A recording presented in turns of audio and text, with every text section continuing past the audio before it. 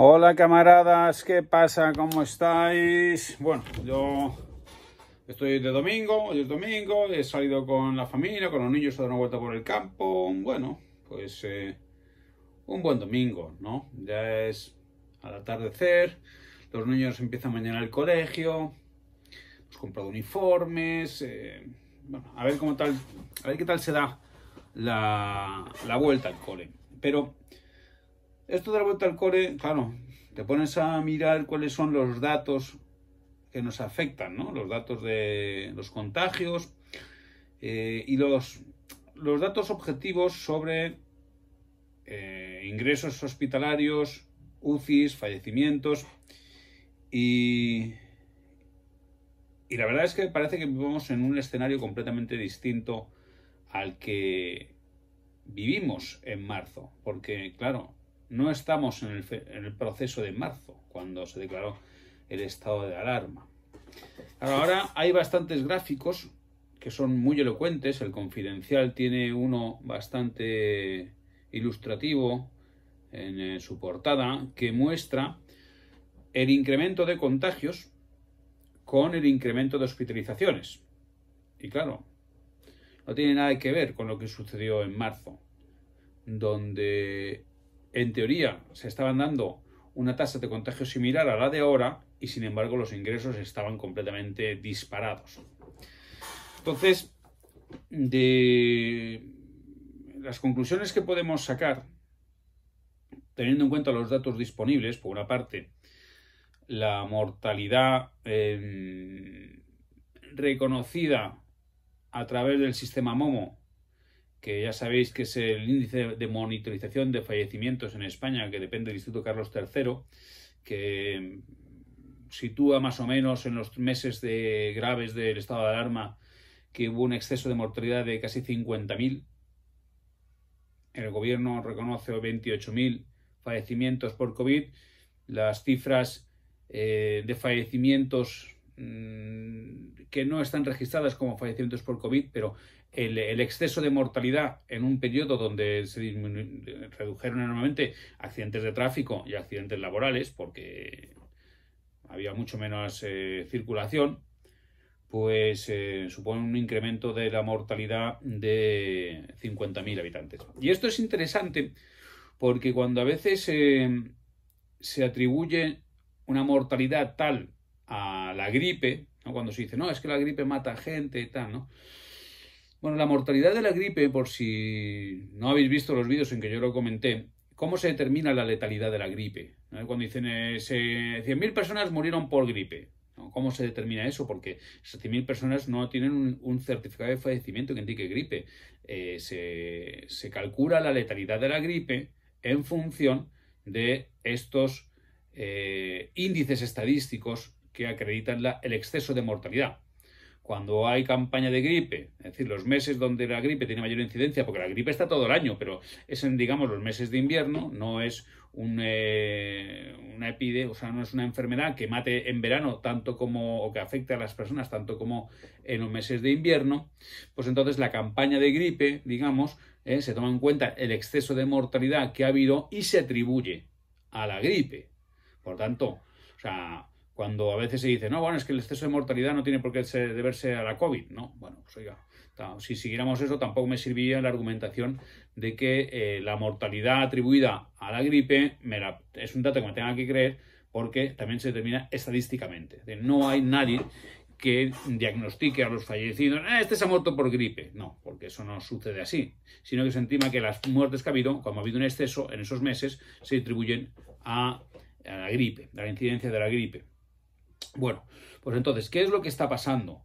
Pues si tenemos, digamos, un dato claro, ¿no? Que es un exceso de mortalidad enorme, ¿no? Estamos hablando de unas 50.000 personas en pocos meses, unos ingresos hospitalarios completamente desbocados, ¿no? Cuyos datos conocemos, una mortalidad en UCIs absolutamente extraordinaria.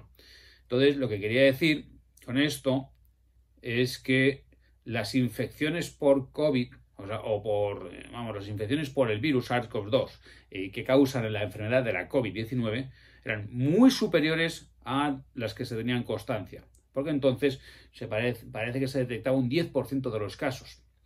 Esto se confirma por el estudio de seroprevalencia que se hizo, que acreditó que más o menos un 5% de los testados habían generado anticuerpos. Esto, extrapolándolo a nivel nacional, nos daría unas cifras de alrededor de 2,5 millones de personas que quedaron contagiadas por el virus SARS-CoV-2, ¿no? Y podrían haber desarrollado la COVID-19. No todos la desarrollaron, pero esas 2 millones de personas sería, digamos, lo que se podría extrapolar de este estudio de seroprevalencia, que detectó que un 5% de los testados, no sé si eran 60.000 pruebas, ¿no? Un estudio estadístico también, porque todo esto es a base de estadísticas, pues podían haber sido 2,5 millones de personas en España las que habían sido contagiadas. Entonces, claro, si tienes 2,5 millones de personas contagiadas, si tienes 50.000 muertos, pues más o menos tienes cuál sería el ratio de letalidad. ¿Qué es lo que está ocurriendo ahora? Ahora hay un incremento de los contagios y, sin embargo, hay una equivalencia o una repercusión o una traducción en ingresos hospitalarios y en muertes mucho menor que la que vimos en marzo y abril. ¿Por qué? Porque a pesar de que los números oficiales parece que estamos ahora mismo igual que en marzo, no lo estamos en absoluto, porque ahora se conocen mucho mejor los datos reales de contagiados. Sin embargo, en marzo no se tenía ni puñetera idea de cuántos contagiados había. O sea, había 10 veces más, pero no se detectaban. Ahora sí se diagnostican. Entonces, ¿qué ocurre? Que ahora no estamos en una situación en la cual nos vayan a confinar ni a adoptar medidas de control social como las del estado de alarma de forma inminente, porque aunque en teoría estamos en unos índices de contagio muy superiores o bueno, equiparables a los de marzo y abril, en realidad en marzo y abril estábamos en unos índices de contagio enormes y ahora estamos en unos índices de contagio mucho menores, lo cual no quiere decir que si esto es la situación que podríamos haber vivido en enero o en febrero, ¿no? Que dentro de un mes o 2 meses, sobre todo teniendo en cuenta que se vuelven a abrir los colegios, nos vayamos a encontrar con una situación en la que los contagios realmente se disparen y entonces sí tenga una repercusión directa en los centros hospitalarios. Porque en eso consiste todo.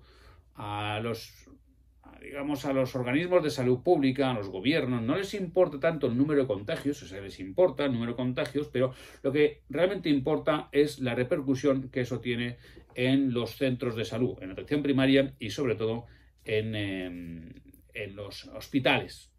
Los ingresos por urgencias, las subidas a planta y después los traslados a la UCI, porque la estancia en una UCI es complicada, es larga, es cara y satura. Hay muy pocas plazas de UCI y entonces inmediatamente se saturan y tienes ahí a los profesionales completamente desbordados. Entonces, esa es la situación. Mientras la tasa de contagios, aunque parezca que es muy alta, no tenga una traducción directa en lo que son los hospitales, pues ahí iremos tirando. Como esto se desmande de verdad y lleguemos a tasas de contagios como las que había en marzo-abril, que no las conocíamos entonces ni las sospechábamos, pues entonces tendrá una repercusión directa en lo que son los hospitales y entonces ahí sí que estaremos fastidiados. Pero en marzo y abril, bueno, en enero, febrero, que es cuando se prepara marzo, no teníamos ningún tipo de medida de control social y ahora tenemos medidas de control social bastante estrictas, que yo creo que a pesar de que están aumentando los contagios, pues no permitirán que se desmanden de la forma que se desmandaron entonces, lo cual plantea la duda de si estas medidas, o al menos medidas más restrictivas, pero sin llegar al confinamiento radical que se decretó en marzo, porque pasamos de 0 a 100 en una noche, pues esas medidas no se le podían haber tomado antes. Medidas de control social, de distanciamiento, de limitación de aforos, de cierre de centros. Bueno, pues eso quizás hubiera ralentizado el descontrol, ¿no? El descontrol que bueno, que todos sabemos lo que pasó. Mítines, manifestaciones, fiestas, porque las fallas porque se suspendieron al final, pero las mascletas estaban así de peña, ¿no? Entonces, nada se quiso parar partidos de fútbol, lo sabíamos. No se imaginaba, pero nadie quiso hacerse el enterado. Desde luego el gobierno tiene enorme responsabilidad porque permitió manifestaciones, alentó manifestaciones sabiendo que la situación se podía salir de madre. Pero hay también responsabilidad por parte de otras muchas instituciones porque se permitieron todo tipo de eventos multitudinarios. Y eso es lo que encarriló el contagio masivo, que entonces no sabíamos exactamente las dimensiones que tenía. Ahora yo creo que podemos ya hacernos una idea en función de los contagios que tenemos ahora y los ingresos hospitalarios. Si entonces se produjeron un colapso de los hospitales es porque los contagios eran innumerables comparados con lo que tenemos ahora. Bueno, esto es uno de los temas que quería tratar. El otro tema que quería tratar es algo que ya os he mencionado, que es el asunto de las vacunas, ¿no? Porque yo os he contado que las vacunas ahora mismo es el gran, digamos, el gran conflicto internacional. Ahora mismo hay un montón de vacunas, o sea, de laboratorios y de gobiernos, instituciones científicas que están compitiendo por encontrar la vacuna. Bueno, sobre esto hay varios temas que tratar, porque alguien dice, no, es que ya hay casos de reinfección, las vacunas no son eficaces. Bueno, vamos a ver, casos realmente confirmados de reinfección, realmente confirmados, que se sepa que una persona ha sido infectada y vuelta a infectar, no que hubiera una deficiencia en los test, ¿no? Que se diera un positivo y que no lo fuera. Casos, pues no sé si han sido 3 hasta la fecha, que yo sepa, porque lo miré la información la semana pasada. Casos de reinfección de gripe, ¿sabéis cuántos hay? La gripe, hay gente que se reinfecta y no por eso las vacunas dejan de ser eficaces, porque es que las vacunas no tienen una eficacia al 100%. O sea, las vacunas tienen una eficacia que se mide en porcentajes del 60%, el 70%. No, o sea, esto no son matemáticas. Las enfermedades infecciosas, existe la posibilidad de que te vuelvas a reinfectar porque tu organismo sea deficiente por cualquier razón y no haya generado anticuerpos, lo cual no quiere decir que todos vayamos a volver a reinfectarnos.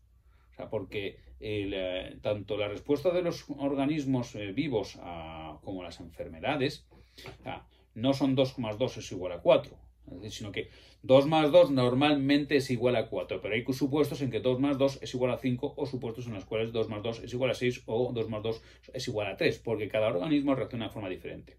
Lo cual no quiere decir que si se demuestra que hay un caso de reinfección de gripe, pues eso suponga que debamos desechar las vacunas. Las vacunas son eficaces en función de unos porcentajes estadísticos. Y si una vacuna es eficaz en un 60%, en un 70% de la población, se considera que es suficientemente eficaz.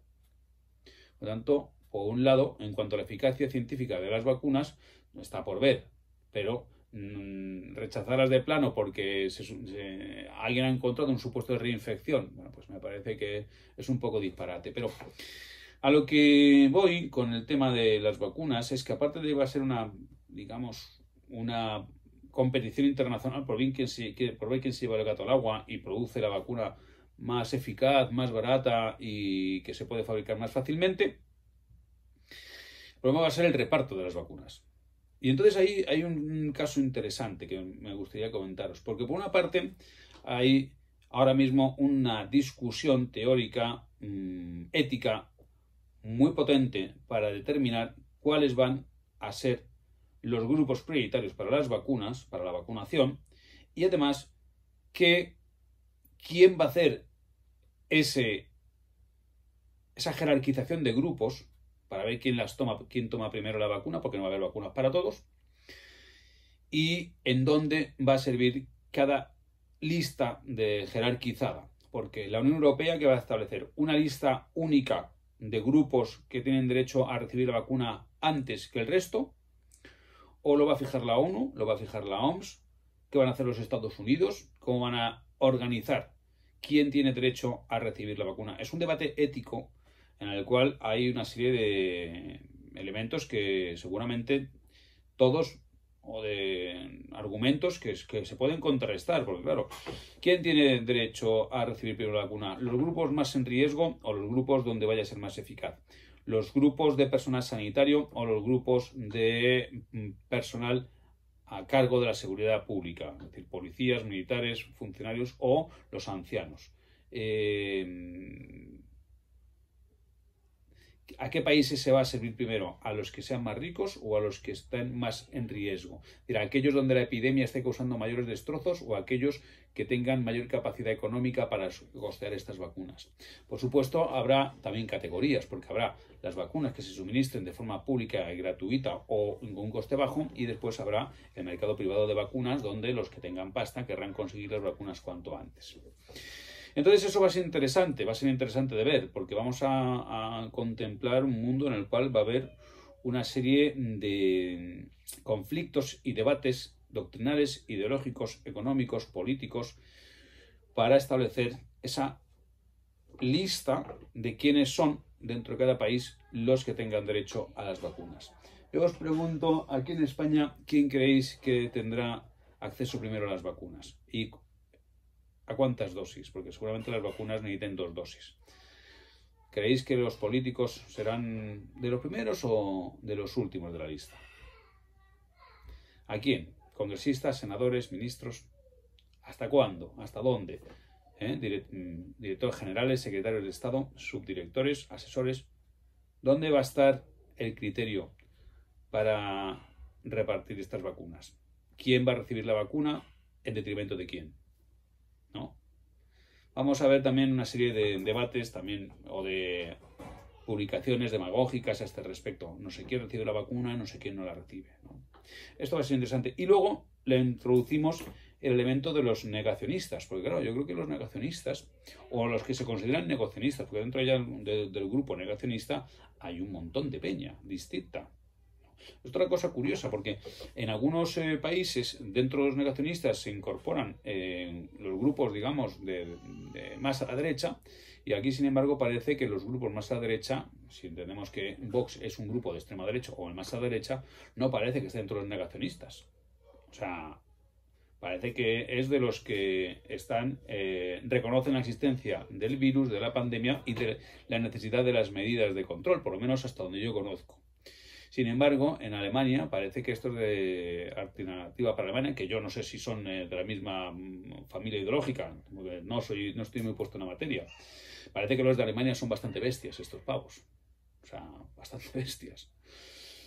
Es que por lo menos también las imágenes que nos ofrecen de ellos, porque eso también es otra cosa. O sea, siempre nos llega una información muy sesgada, ¿no? Pero es cierto que dentro de estos grupos críticos con las medidas de control social, pues entrarían estos grupos más bien antisistema, después entrarían los antivacunas, después entrarían también los que niegan la existencia de la propia pandemia, los que están más en contra de algunas medidas de control social, y también me hace gracia porque parece ser que en Europa hay una reacción más fuerte que en España a todas estas medidas de control social. Será porque allí a lo mejor están más acostumbrados a defender su libertad real que aquí. Yo puedo entender parte de estas reclamaciones, estas reivindicaciones, porque algunas me parece que son simplemente un exceso por parte de los poderes públicos para imponer, para sacar de dentro lo que tiene cada politicucho de estos, ¿no?, que está ahí, pues están sacando de dentro su gobernador civil franquista, ¿sabes? Enseguida les da por prohibir. Y eso, bueno, pues este exceso prohibicionista, pues a mí me toca un poco los huevos, ¿no? Pero yo reconozco la existencia de la pandemia, reconozco la existencia del virus, de la necesidad de protegernos contra él. Pero, en realidad, si hay mucha gente crítica contra el virus y contra la eficacia de las vacunas, ¿a quién están haciendo el favor? Si los gobiernos se van a encontrar con enormes dificultades para distribuir las vacunas a la población, lo que mejor te puede venir es que exista un grupo numeroso de gente que diga que la vacuna es una mierda, porque esos no la van a querer. Se supone que si son coherentes con sus postulados no querrán las vacunas. Y como se entiende que más o menos se calcula que podrían vacunarse en un primer momento como mucho un 20% de la población, pues si te quitas de en medio, pues lo que sé, un 10% de tíos que rechazan la vacuna, pues es un 10% de protestas o de gente que la necesita que te la quieres de encima. Con lo cual, quizás todos estos movimientos antivacuna o anti-COVID o anti-tal, pues en realidad, si miras la película desde fuera, a quienes están haciendo el favor máximo es aquellos que se van a ver obligados a suministrar vacunas sin tenerlas para toda la población. Bueno, ahí sí, ya sé que la silla suena. Esto es lo que quería contaros hoy. No sé si os ha servido para mucho, pero yo creo que por lo menos algo de reflexión puede suscitarnos, ¿no? Y después ya comentaros que de estas cosas, de por ejemplo la sanidad en África, de cómo me trataron a mí cuando yo tuve un accidente, de la diferencia entre la sanidad pública y la sanidad privada en África, pues hablo en mi libro Un millón de piedras, ya sabéis, 12+1 edición, en honor a Ángel Nieto. Si queréis mis libros, me los pedís en miquelsilvestre.com. Tengo una oferta cojonuda que son los 6 libros, la biblioteca completa por 90 pavos, y si no, pues 2 títulos por 34 euros. Y si no, pues un solo libro por 20 euros más gastos de envío, pero eso te lo tienes que... ya te diré dónde lo puedes comprar. Venga, muchachos, hasta la próxima.